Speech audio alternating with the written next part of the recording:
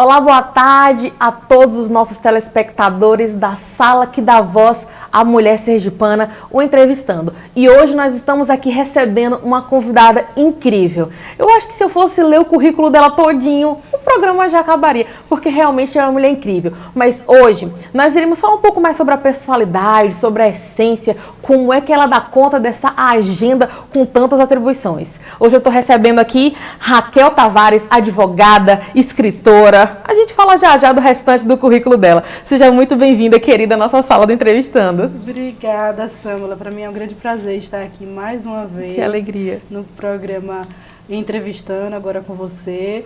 E que na Converte TV. Me sinto em casa e vai ser um prazer estar com você aqui hoje. Que maravilha. Ela disse que já se sente em casa, então a gente já pode já se acomodando, né? Você aí do outro lado também já pode se acomodando. Hoje o papo aqui vai ser muito legal. Então você já pode aí ficar de olho, já pode compartilhar esse programa com seus amigos, com suas amigas, com seus familiares. Sabe aquele grupo da família? Sabe aquele grupo de amigos que você tem? É lá mesmo que você deve enviar o nosso link. Hoje nós estamos aqui recebendo a Raquel Tavares e vamos saber de tudo. Será? Vamos lá. Raquel, vamos começar falando sobre a Anacrim. Né? Ela é presidente da Comissão da Mulher da Anacrim e muitas pessoas não sabem o que é a Anacrim, não sabem qual é a atuação da Anacrim. Então, para você que está aí do outro lado, que tem essa dúvida, falando essa palavra Anacrim, não sei o que significa isso, para que serve isso? Hoje a Raquel vai explicar aqui hoje para a gente. Mais uma vez, obrigada, Sâmula. Então, a Anacrim é uma sigla, né? É um resumo. A Anacrim é a Associação Nacional da Advocacia Criminal. E nós somos, desde 2020, eu tomei posse, né, como presidente da Comissão da Mulher Criminalista Anacrim. O nosso presidente estadual é o André Brito, que é o presidente do Conselho Estadual da Anacrim. Né? Nós temos praticamente Anacrim em todos os estados. Maravilha. Né?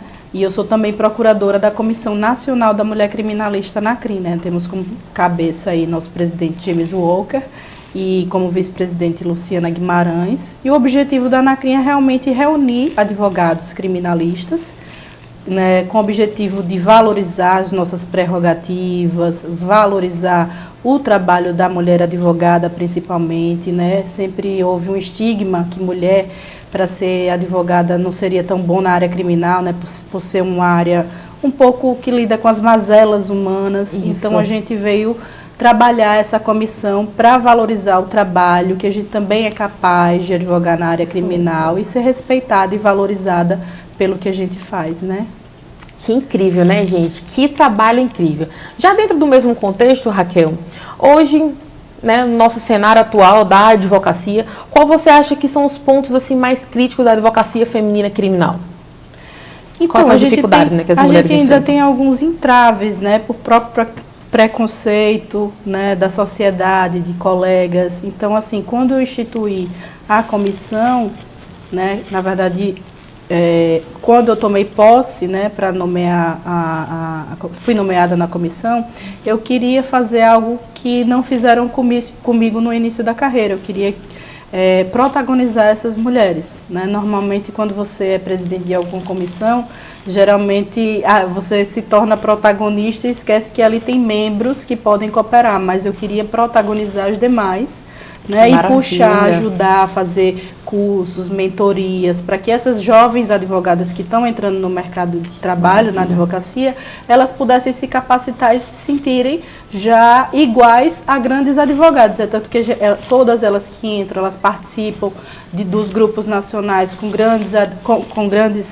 advogados criminalistas, como o da Ledone, que é bem conhecido, né, que tem casos de repercussão nacional, o próprio James Walker, que foi advogado da Lava Jato.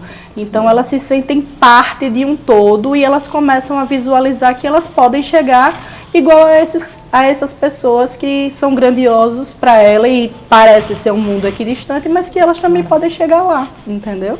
Que maravilha. Então, elas se sentem abraçadas, acolhidas e fortalecidas, né? Através da Anacrim. Então, para você que tinha essa dúvida em casa, então agora você já sabe o que é a Anacrim, para que ela serve e se tiver jovens advogadas e advogadas nos assistindo, já pode saber mais como é que funciona. Entra lá no Instagram da Raquel Tavares para poder também tirar todas as suas dúvidas sobre isso.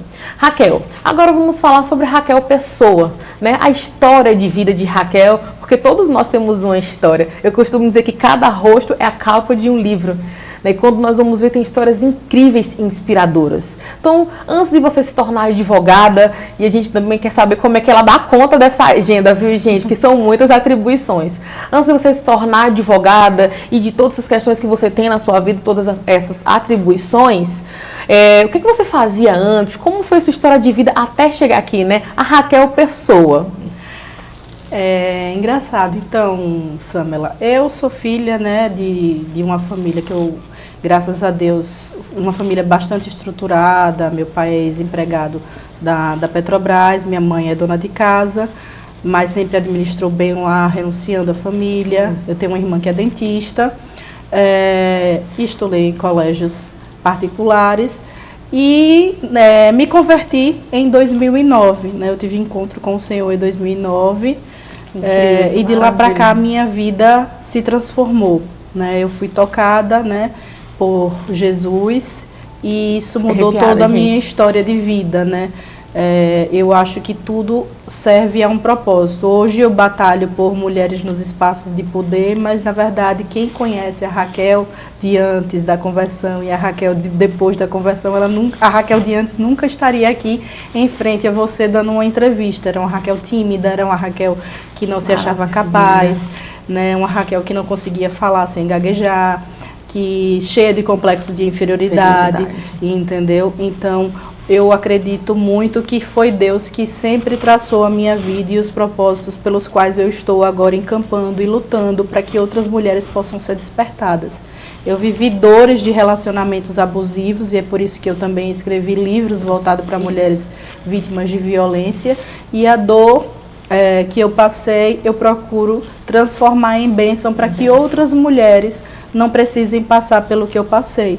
Eu quero despertá-las para que elas não sejam vítimas de um ciclo de violência como eu fui em relacionamentos anteriores. E é por isso que eu me convertei e transformei a minha vida e a minha profissão nessa forma de abençoar mulheres, entendeu? Que incrível, Raquel.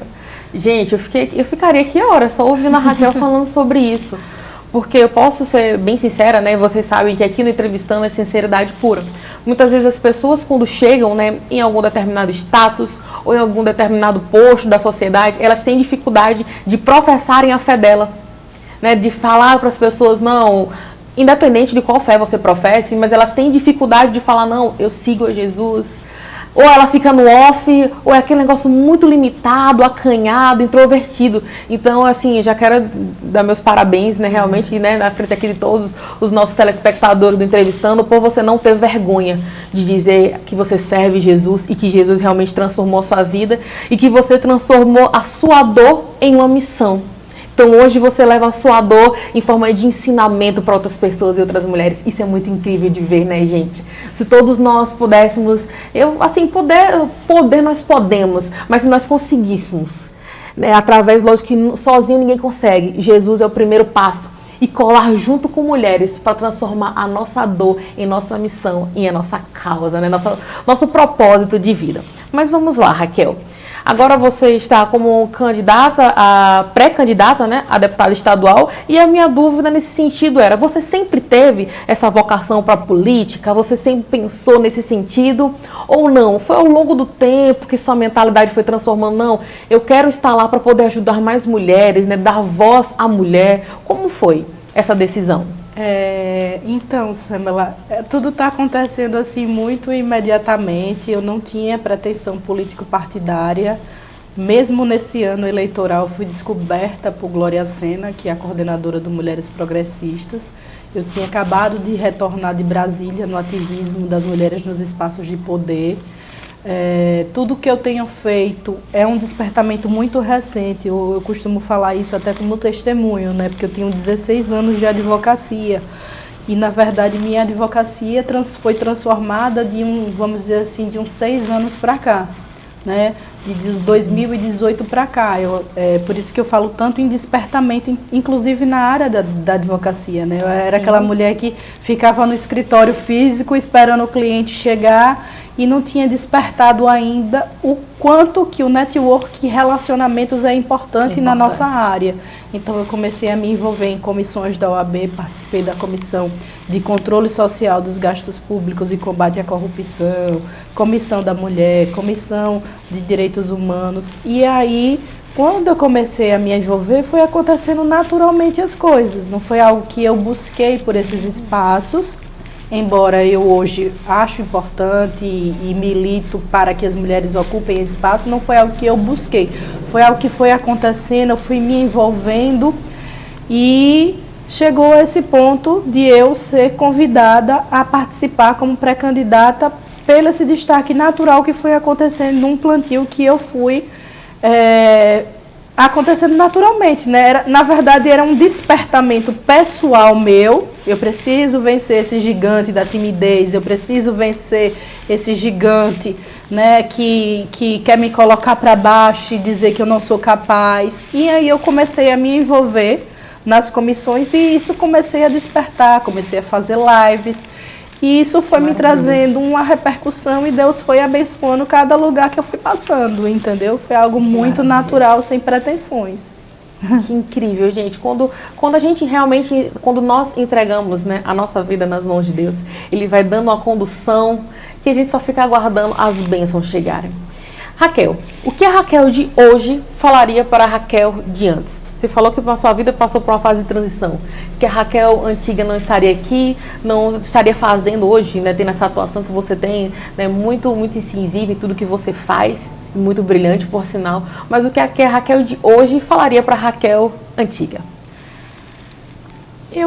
Samela, veja, eu entendo que tudo que a gente passa, né, tudo que a gente vive é um propósito divino. Talvez se eu não tivesse passado pelos momentos de dores e tivesse passado por situações complicadas, circunstâncias difíceis, talvez eu não teria despertado e não teria me tornado a Raquel mais madura que eu sou hoje. Então eu só agradeço a Deus por cada dor, por cada tristeza, né? Por cada lágrima que eu não entendi na época que estava acontecendo, né? Porque quando a gente passa pelo processo de transformação, a gente não compreende, a gente questiona Deus. Mas hoje eu acredito que tudo foi permissão de Deus para que eu me tornasse a pessoa que eu sou hoje, uma mulher muito mais segura, né? Eu não vou dizer que eu sou uma mulher maravilha, ninguém é. Né? Eu não bato nessa tecla, muito pelo contrário, eu gosto de mostrar a mulher vulnerável que eu sou, a mulher dependente de Deus que eu sou, entendeu? Então, eu não diria nada para a Raquel do passado, porque a Raquel do passado precisaria passar por esse processo para se tornar a Raquel que eu sou hoje. Entende, Samela? Entendo, sim. Quanta humildade, né, gente? A gente fica aqui impressionado quanta humildade a gente vê nas suas falas. E aqui é sem, como eu gosto de usar às vezes o português bem claro, né? Sem puxar saco nenhum. Mas nós percebemos quando as pessoas estão falando com bastante humildade. E quando a gente enfatiza sempre Deus, ou seja, está dizendo, agora não é minha, né? Eu não estou aqui, né, por merecimento, não só por merecimento. Sim, eu fiz por onde Deus abriu as portas, eu fui lá também, me esforcei, passei, mas sozinha eu não teria chegado até aqui, né, sozinha. Raquel, você falou que tem 16 anos de advocacia, né? E que nos últimos 6 anos da sua advocacia foi que você recebeu como fosse um start, né? Uma transformação, vamos dizer assim, de mentalidade, de vivência, de atuação. E como foi? Nos conta aí um pouquinho desse seu percurso, da sua trajetória de advocacia, desde quando você iniciou há 16 anos atrás. É engraçado porque, assim, eu sempre fui apaixonada pelo direito penal e processo penal, né? Meu TCC na faculdade foi direito penal, processo penal. Minha monografia foi sobre interrogatório por videoconferência, que na época não existia ainda o interrogatório por videoconferência, foi uma novidade que a gente estava abordando, existia muita discussão, né, sobre o assunto, então foi um tema inovador.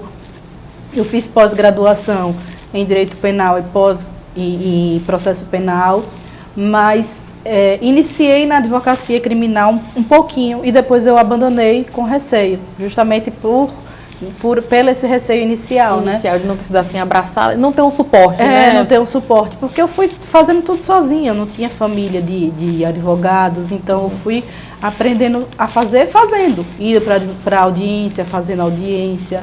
Teve alguns escritórios que eu passei muito rapidamente, que me trouxeram também experiência, mas no contexto geral fui eu que fui advogando. Então eu peguei, no início eu não peguei um pouco de criminal, depois atuei muito na área de direito imobiliário, contratos, obrigações, consumidor. E a mudança de despertamento para cá aconteceu por conta que eu tinha essa vontade de voltar para o criminal, né? E aí eu eu quero voltar para o criminal, eu preciso despertar. E realmente foram as comissões de OAB e foi um envolvimento com pessoas maiores do que nós, reconhecendo que precisamos primeiro servir e aprender para depois a gente ser grande, entendeu? Foi mais ou menos isso. Gente, que maravilha, né? E eu preciso enfatizar na fala humilde de Raquel aqui nessa programação. Eu preciso enfatizar mesmo. Raquel, você já contou sua trajetória de vida, né? Como foi que você chegou até o direito? Conta um pouquinho agora sobre a sua questão da sua desde a faculdade. Então, a maioria da sua carreira na advocacia você iniciou, como você disse, né? Como você não sentiu me acolhida? Vamos falar agora de maneira bem sincera, né? O início da advocacia não é fácil e quando a gente não tem uma rede de apoio, né, que nos oriente, que nos dê aquele suporte, realmente não é difícil. Você passou quantos anos para poder voltar para a advocacia criminal, de fato? Eu digo que eu estou voltando para a advocacia criminal desde o dia que eu entrei na Anacrim de fato. Foi em 2020 para cá, quer dizer, eu estou falando de coisa de 2 anos para cá, né? Praticamente na pandemia. E aí foi que realmente eu comecei a voltar para o criminal efetivamente, mas a maioria dos meus processos antigos ainda é da área de contratos. Direito imobiliário, entendeu? Então eu estou construindo ainda a minha identidade e a minha autoridade no criminal, praticamente de 2 anos para cá, com a comissão.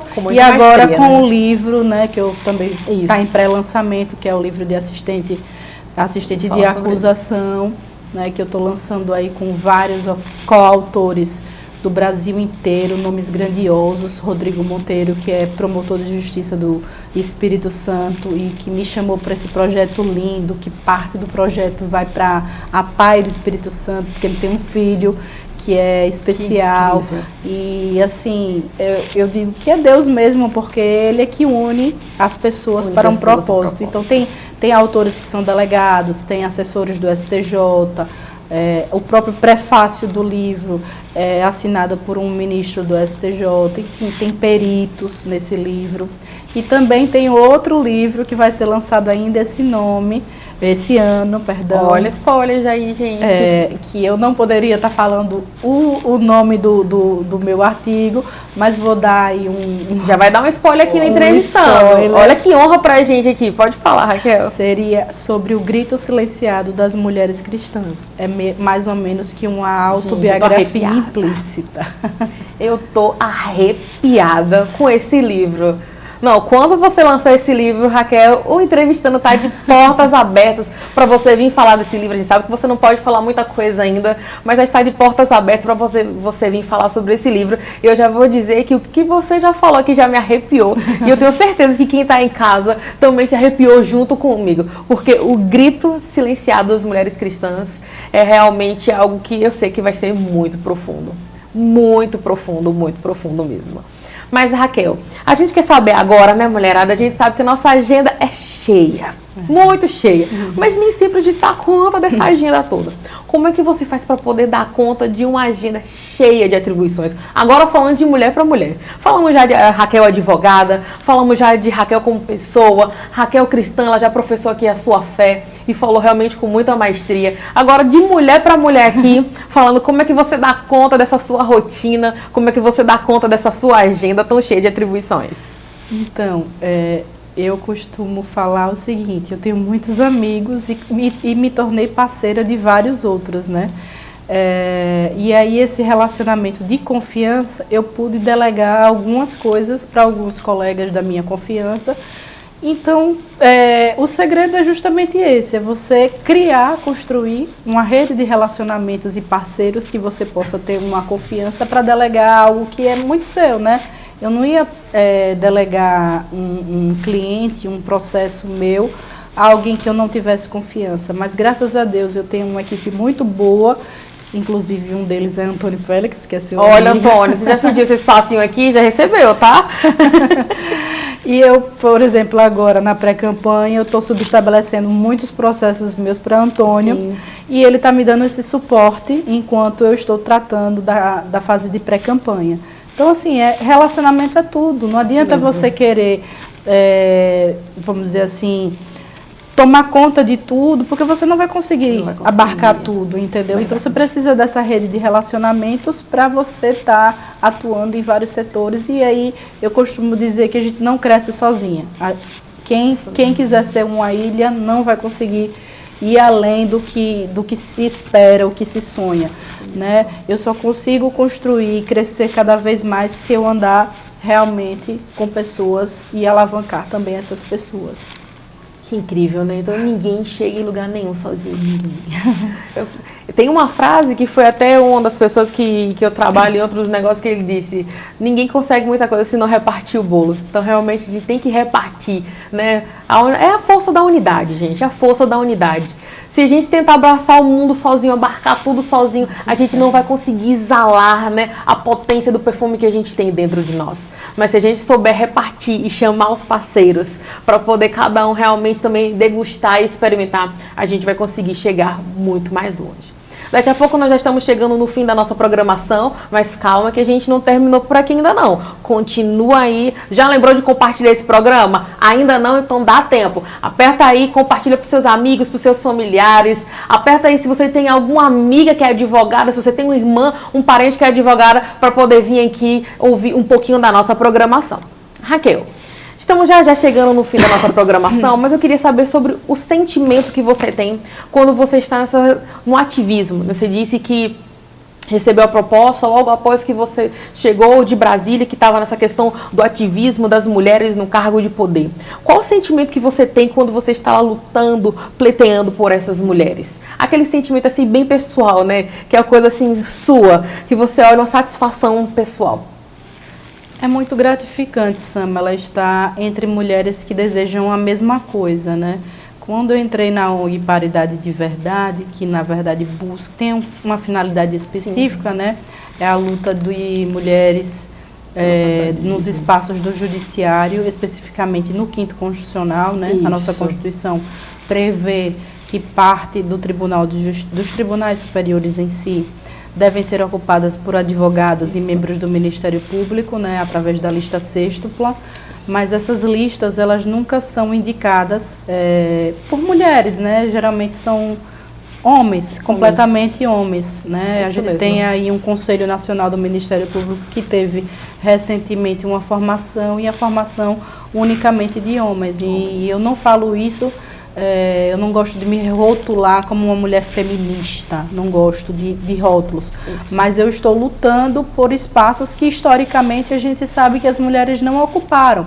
Nós estamos falando aí de 90 anos, né, de conquista dos direitos políticos das mulheres, e a gente só fala, as mulheres têm 90 anos que podem votar. Não, é 90 anos que as mulheres podem votar e serem votadas. Mas na prática isso não acontece.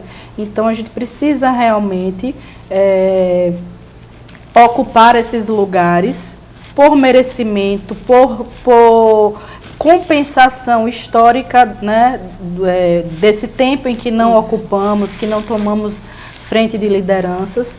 Porque você veja, num caso concreto meu, eu peguei um caso de divórcio, né, de uma mulher que tem praticamente 60 anos de idade. A nossa jurisprudência diz que quando a mulher hoje se divorcia do marido, ele não deve mais pagar pensão alimentícia por conta que essa mulher tem que entrar no mercado de trabalho e se virar nos 30.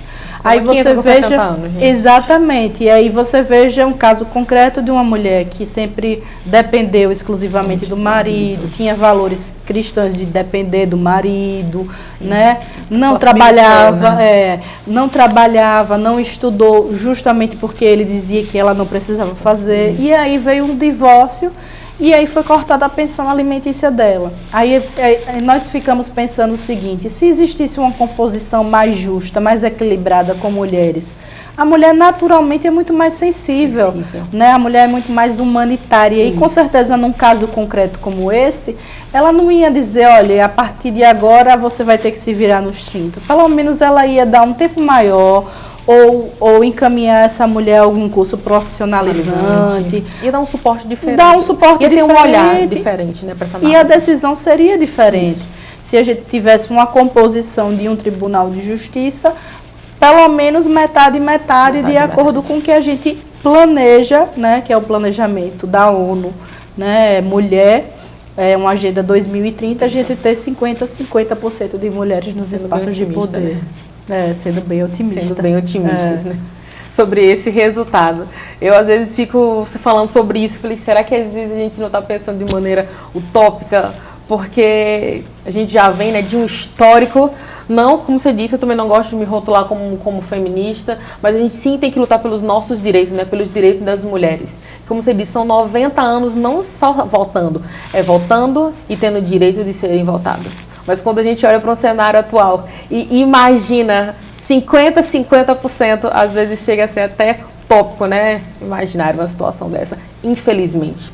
Verdade. E a gente tem mulheres tão inteligentes, tão capazes, mas a gente precisa dessas políticas afirmativas, que muita gente é contra, né? Mas justamente por não entender que existe aí um tempo em que as mulheres realmente foram discriminadas, foram silenciadas, foram violentadas, né? E a gente precisa compensar esse tempo em que as mulheres não tiveram esse espaço de decisão para poder aqui ter um pouco mais de equilíbrio na balança, entendeu?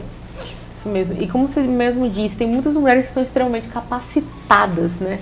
Mulheres extremamente inteligentes, empenhadas, né? Engajadas realmente em fazer acontecer. Mas quando a gente olha para a realidade e vê essa desigualdade, só resulta, né, em decisões como a Raquel acabou de falar aqui nesse instante, onde uma senhora, né, de 60 anos de idade, que não tem mais como se reinserir no mercado de trabalho. A gente sabe que a cultura brasileira, frente ao idoso, ela não é tão favorável. Quando a pessoa já passa ali dos seus 50 anos para poder já se reinserir no mercado de trabalho, não é já tão fácil. Imagina com 60 anos de idade. Raquel, eu quero te agradecer imensamente por você ter aceitado o nosso convite, né, para esse bate-papo super leve. Eu costumo dizer que a sala do Entrevistando é a sala onde a gente pode abrir o nosso coração para não somente falar dos nossos diplomas, das nossas profissões e de tudo que nós temos, mas para poder falar da pessoa, da mulher enquanto ser humano. Nós recebemos mulheres incríveis aqui como a Raquel, mas nós queremos voltar ao nosso lado para a questão da humanidade, olhar elas como mulheres e mulheres incríveis que elas são e que têm histórias maravilhosas. Então eu quero realmente lhe agradecer muito, Raquel, por você ter aceitado o nosso convite. Olha que o convite aqui já está sendo feito, que assim que ela lançar o livro dela, que arrepiou a gente aqui, a sala do Entrevistando vai estar de portas abertas para poder te receber, para poder você falar do seu livro, e a gente já vai querer ficar ligadinho para poder comprar esse livro, né, pessoal? Queremos agradecer muito a audiência de vocês. Nos vemos sexta-feira que vem com a próxima convidada. Um grande abraço e um cheiro para todos vocês.